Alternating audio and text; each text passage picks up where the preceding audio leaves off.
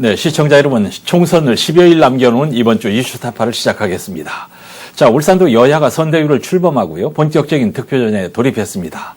한동훈, 이재명 양쪽의 대표가 모두 울산을 찾았고 거기에 김기현, 송철호 울산의 전직 두 시장이 선대 본부장으로 다시 격돌합니다. 17명이 전선에 뛰어들었는데 역대 가장 적은 출마자라는 이색적인 통계도 나와 있어요. 자, 오늘은 이런 총선 본격 출정식과 핵심 격전지의 판세, 이런 얘기들 나눠보겠습니다. 울산매일동설장 김지영 이사입니다. 반갑습니다. 자, 김기현 의원은 당연합니다만은 송철호 전 시장은 좀 뜻밖이라고 생각해요. 하여간 두 분이 여야 총선에 총대를 맺네요. 쉽지 않은 결정이었을 것 같은데요.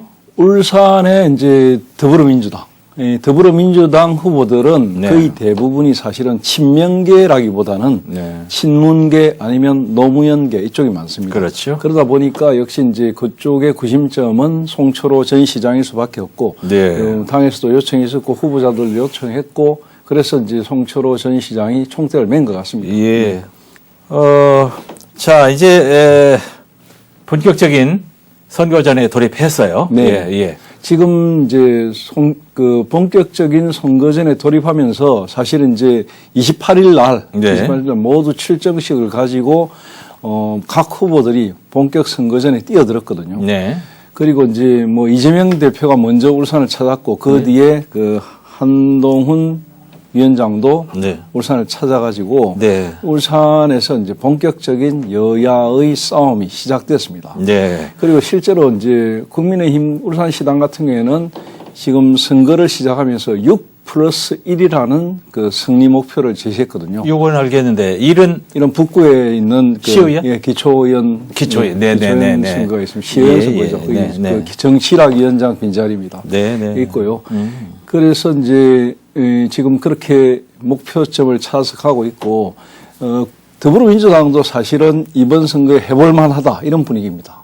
해볼만하다. 예, 그래서 뭐 지금 그 북구는 물론 이제 그 진보당하고 네. 그 양보를 해가지고 진보당 후보가 나왔지만 네. 북구와 동구는 완전히 해볼만하고 또 나머지 함석 정도도 충분히 해볼만하다 이런 예. 분위기로 지금 선거를 치르고 있습니다. 예. 희망을 담아서. 네. 자, 국민의힘은 6+1이고 민주당 슬로건은 뭔가요?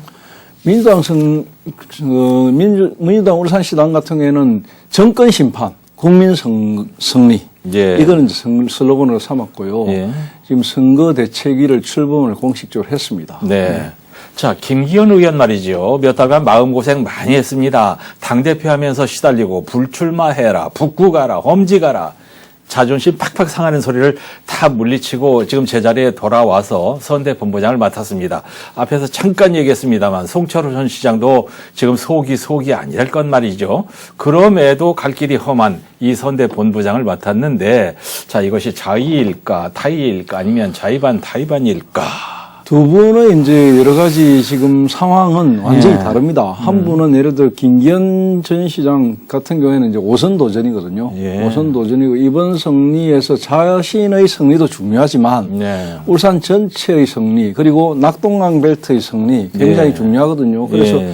이 부분을 함께 여러 가지로 봐야 되고요. 네. 이 선거가 끝난 다음에는 또 다른 당에서의 위상 이런 게 있기 때문에 네. 굉장히 이제 이번 선거를 중요하게 생각하고 본인이 이제 앞장서서 나서고 있고요. 예. 송철호 전 시장 같은 경우에도 왜 중요하냐면 지금 예. 본인에게도 물론 재판이나 여러 가지 사법 리스크가 걸려 있지만 예.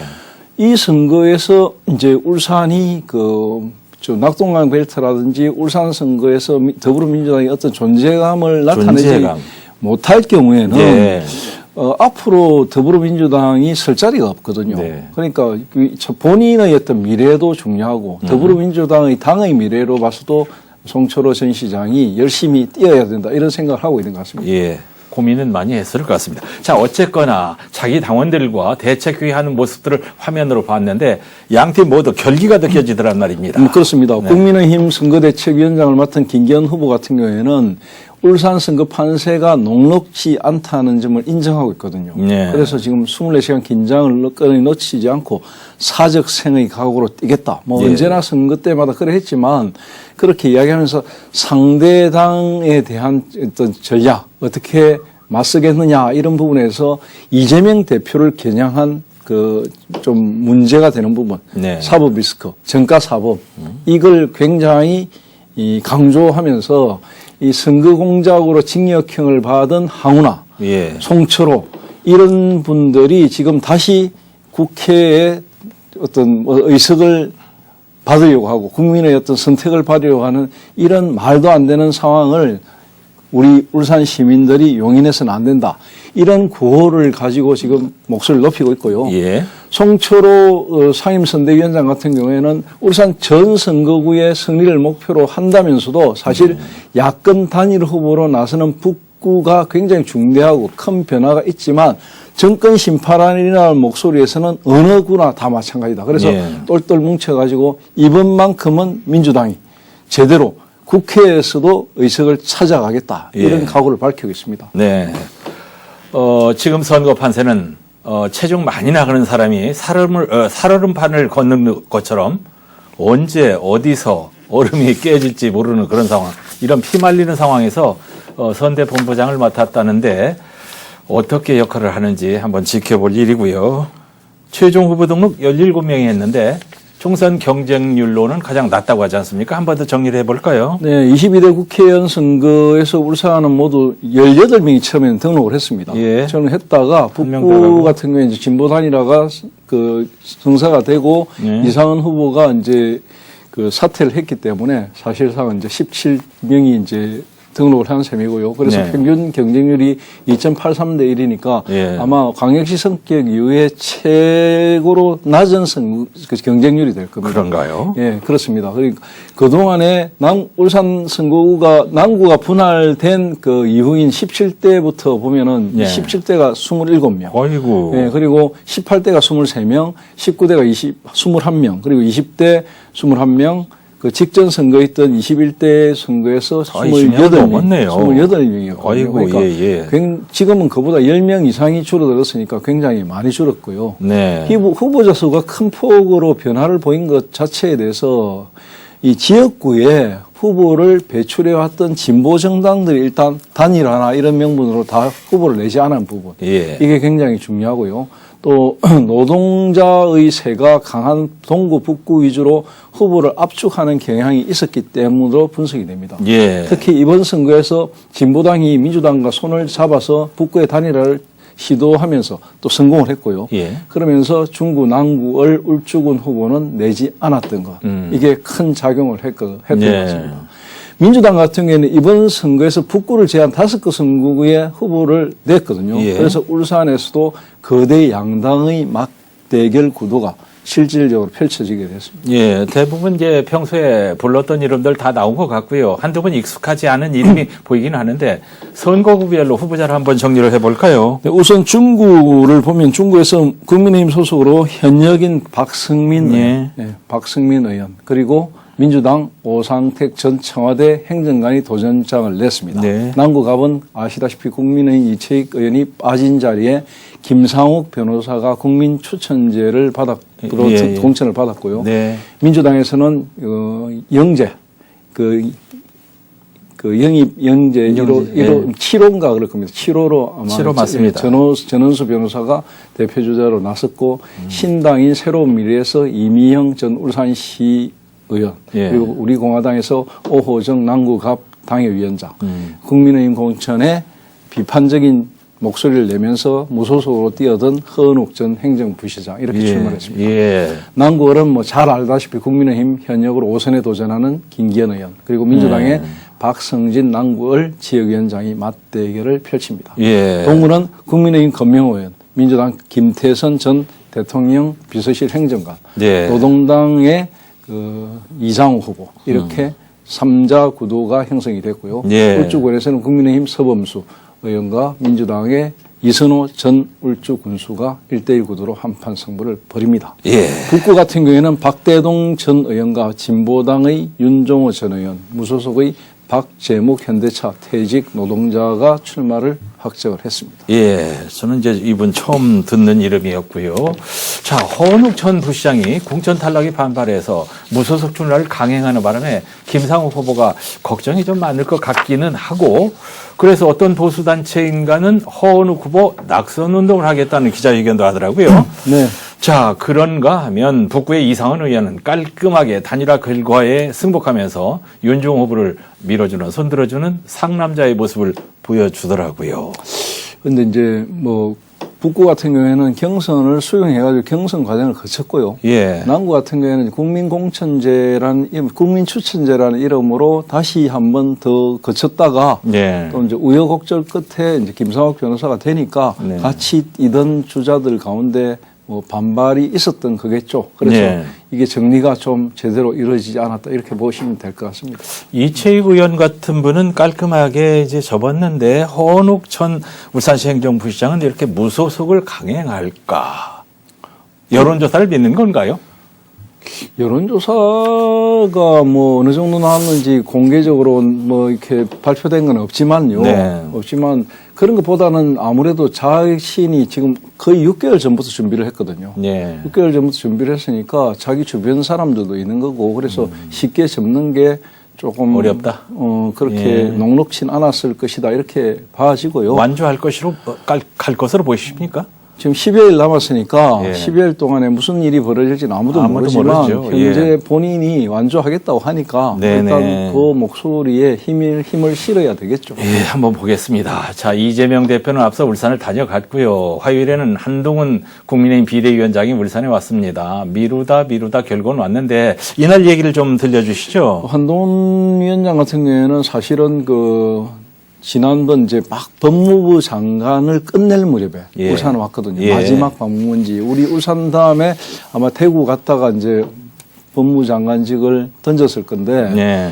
그때 당시에 울산에서 굉장했거든요. 예. 그때 동구를 위주로 조선업 때문에 왔다가 KTX역에서 인파에 둘러싸리고 하는 모습 보지 않았습니까? 그죠? 예. 그런데 그 이후에 이제 여러 우여곡절이 많았습니다. 그리고 이제 울산 비대위원장 되고 첫 방문했는데 예. 사실은 이번에 북구하고 동구를 주로 찾기로 하고 왔거든요. 네, 네, 왔는데 사실 북구의 박대동 후보를 비롯해서 지역 후보들과 함께 호객시장을 방문하고 그다음에 이제 동구로 넘어가서 동물산 시장에서 또 이 유세를 하고 예. 금융의원하고 손을 들고 이렇게 하면서 북구와 동구에서 엄청난 인파가 모여들었거든요. 예. 그런데 이제 사실 처음에는 예정을 하지 않았는데 지역의 이제 의원들과 출마자들의 요청에 의해서 신정시장, 울산에 네. 또 신정시장 빠질 수 없잖아요. 그렇습니다. 그리고 또 국민추천제로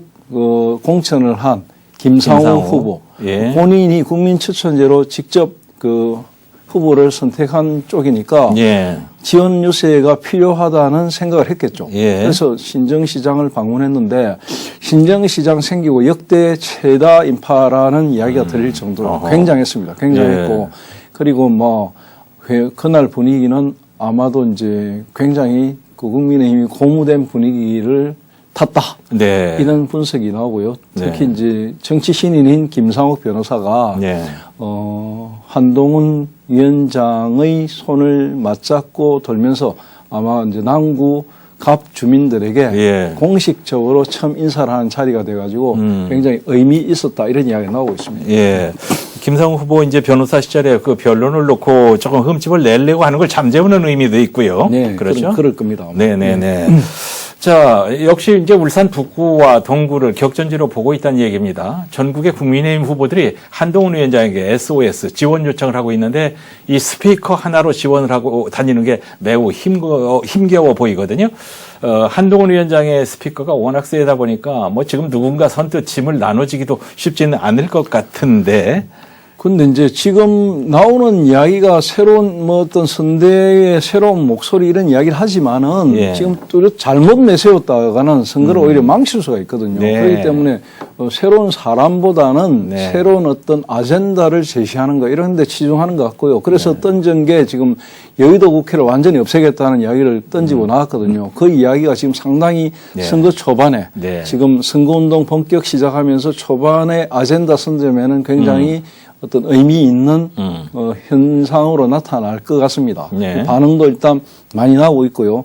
완전히 지금 세종과 여의도로 두 집 살림을 하고 있거든요. 국회가. 이 두 집 살림을 하는 것 때문에 예. 관련 부처 공무원들이 매 세종에서 올라와야 되고 네. 엉망이거든요. 그래서 네. 국회에도 매 세종에 내려가야 되고 이런 상황을 종식시키고 네. 여의도를 완전히 이제 없애버리겠다. 그리고 여의도는 그 공원화 시켜가지고 우리 프랑스에 가면 뭐 오르세 미술관이라든지 이런 거 아니십니까? 예, 역을 예. 없애갖고 했던 거. 그런 것처럼 여의도를 하나의 굉장한 뮤지엄 내지는 파크, 랜드 이런 걸로 바꿔버리겠다 하니까 예. 굉장히 의미가 있는 건 사실은 이것은 파급 효과가 큰 게 예. 이것으로 인해서 결국은 나중에 이제 대통령실까지 옮겨가야 될 것이고요. 네. 그러면 이제 사실은 행정수도가 완전 이전하는 효과를 볼 수 있기 때문에 수도권의 어떤 저 여의도 쪽의 개발 호재 예. 그리고 충청권의 민심 달래기 두 가지 다 잡기 때문에 네.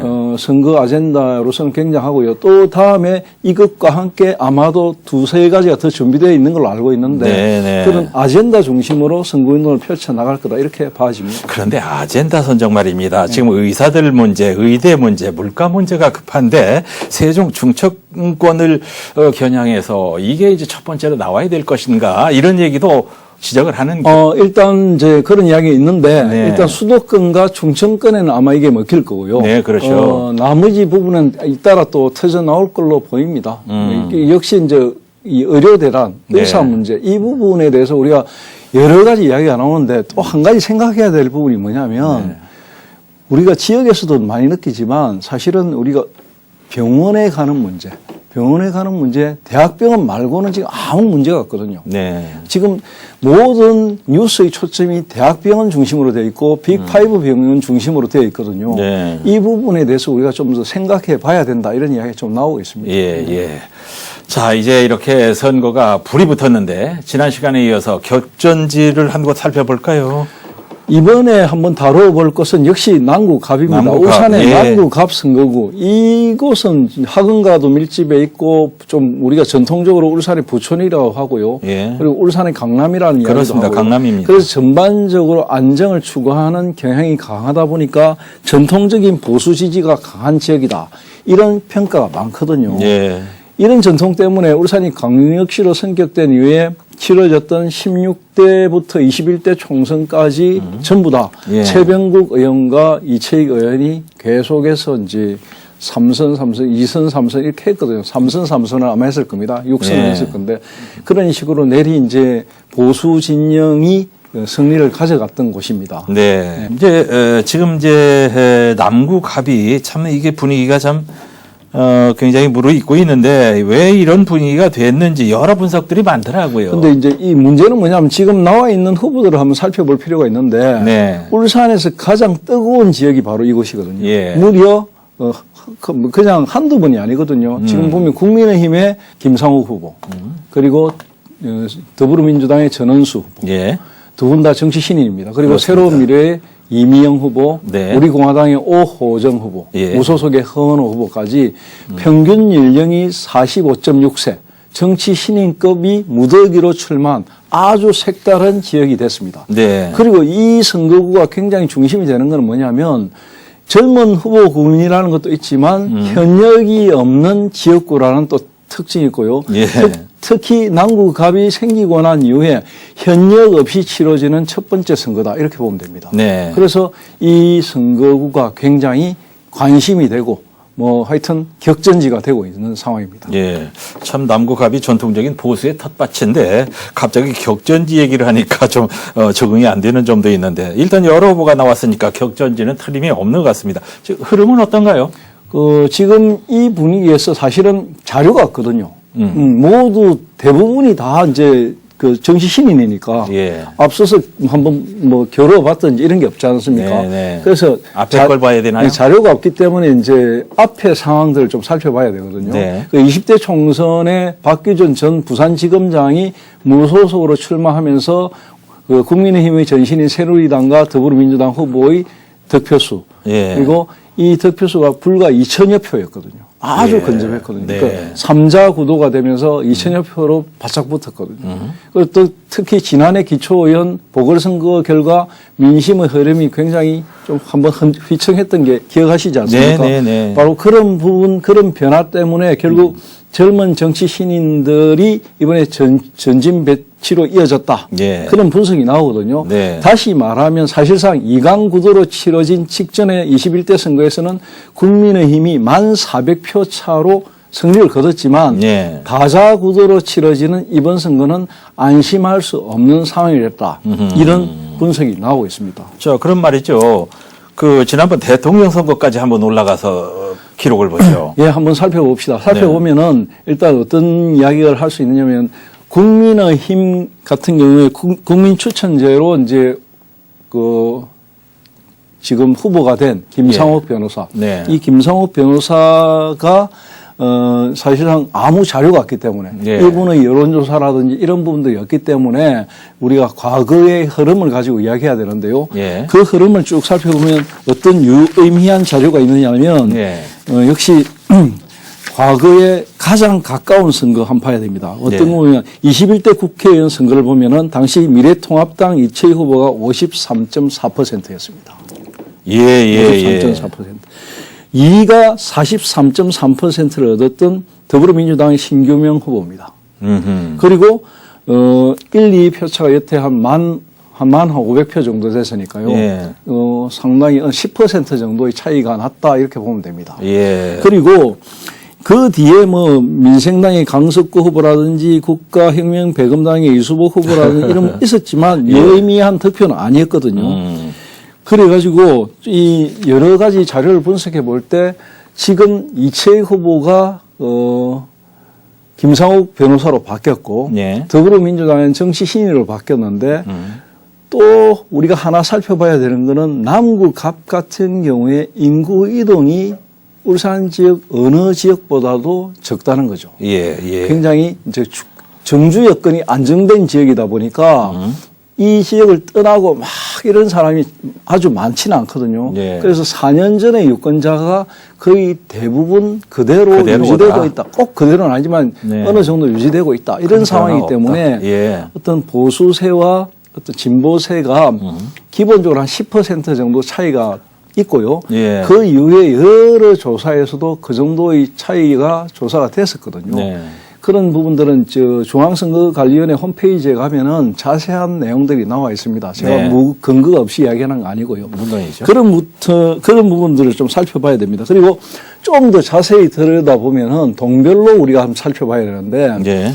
무거동 부분하고 옥동 부분이 그래도 보수와 진보가 어느 정도 결음이 되는 지역입니다. 예. 그러니까 무거동과 옥동은 진보의 어떤 그 득표율이 40% 이상 항상 나오는 지역이에요. 예. 그 부분이 이제 어느 정도 이번 선거에서 더 많은 득표율을 기록할 것인가 이게 좀 관전 포인트고요. 예. 특히 두 분 다 지금 출마한 양당의 거대 양당의 두 분 후보가 다 젊기 때문에 예. 이 젊은 후보들이 무거동과 옥동의 젊은 표심을 어떻게 붙잡을 것인가 이 부분이 굉장한 강전 포인트가 될 것이다 이렇게 네. 봐집니다. 결국 이런 과거의 이제 통계치가 이번 선거에도 어느 정도 결과를 유추해 볼 수 있는 그런 선이 될 것 같아요. 또 하나 네. 우리 앵커님이 말씀하신 대통령 선거 이야기 잠깐만 하면요. 예. 지난번 대통령 선거에서 남구 전체에서 윤석열 후보가 59.4, 예. 이재명 후보가 38.1이었거든요. 30초. 그러니까 울산 남구갑에서 이 정도였던 여러 가지 이야기가 아직 유지될 것인가, 예. 어떻게 변할 것인가 네. 이 부분에 대해서 좀 생각을 해봐야 되고요. 마지막으로 네. 하나만 더 추가하면은 남구갑 같은 경우에는 이번에 그 이해채익